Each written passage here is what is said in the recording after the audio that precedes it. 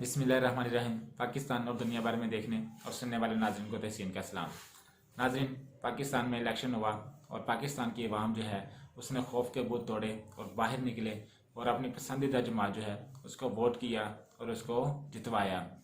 पाकिस्तान की तहरीक इंसाफ जो है उसको कोई भी मीटिंग नहीं करने दी गई, कोई भी जलसा नहीं करने दिया गया, कोई कॉर्नर मीटिंग नहीं हुई। उसके लोगों को जलसे के ऊपर पाबंदी।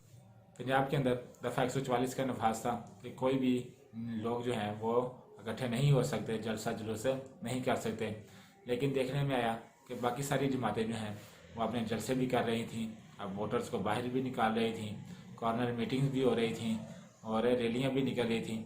लेकिन पाकिस्तान तहरीक इंसाफ को जो है वो एक जलसा भी नहीं करने दिया गया, एक कॉर्नर मीटिंग नहीं करने दी गई, एक रैली नहीं निकालने दी गई। इसके बावजूद जो है वो पाकिस्तान तहरीक इंसाफ के जो वर्कर्स हैं उन्होंने कोशिश की, उन्होंने मेहनत की, सोशल मीडिया का एक बेहतरीन इस्तेमाल किया और हर उस वोटर तक जो है वो अपना इंतखाबी निशान जो उनके आज़ाद उम्मीदवार को दिया गया था वो पहुंचाया।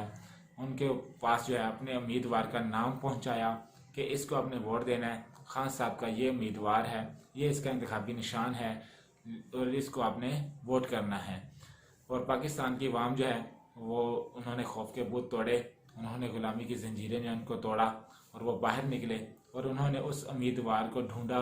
उस इलेक्शन पर्ची के ऊपर जो है उस उम्मीदवार का नाम ढूंढा, उसका निशान ढूंढा और उसको वोट किया। हालांकि ये पाकिस्तान की अवाम जो है वो आपको पता है कि नाख्वानदगी जो है वो बहुत ही ज़्यादा कम है। पाकिस्तान में जो लिटरेसी रेट है वो बहुत कम है और गांव के लोग जो हैं वो इतने पढ़े लिखे भी नहीं होते। लेकिन जो है इन्होंने अपनी मेहनत की और उस लोगों तक जो है वो अपना निशान पहुंचाया, उसका नाम पहुंचाया, उसकी शनाख्त करवाई और वो लोग जो गुमनाम थे, जिनका लोगों को पता भी नहीं था, उन लोगों को पाकिस्तान की अवाम ने जितवाया, खान साहब को जितवाया, पाकिस्तान को जितवाया। लेकिन पाकिस्तान के इलेक्शन जो है उसको इस तरह से मैनेज कर दिया गया कि पाकिस्तान तहरीक इंसाफ को वो बर्तरी जो है वो हासिल नहीं हुई कि जिसका वो हक रखते थे। लेकिन पाकिस्तान तहरीक इंसाफ के पास जो है वो फॉर्म 45 मौजूद हैं।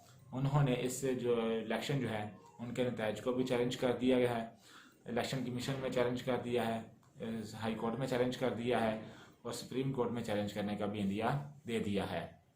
आने वाले वक्त में देखते हैं कि इलेक्शन कमीशन जो है वो क्या फ़ैसला करती है। फॉर्म 45 जो हैं वो जो इनके पास मौजूद हैं, क्या वो हकीकी फॉर्म 45 हैं या जाली फॉर्म 45 हैं।